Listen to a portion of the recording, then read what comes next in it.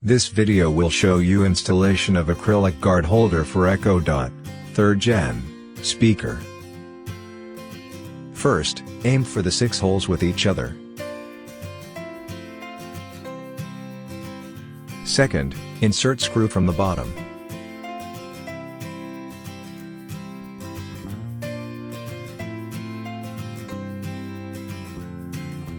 Third, align nut for fixing by rotation.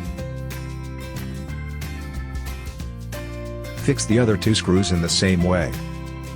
Fourth, put the speaker in the middle and turn the tectum until best fit.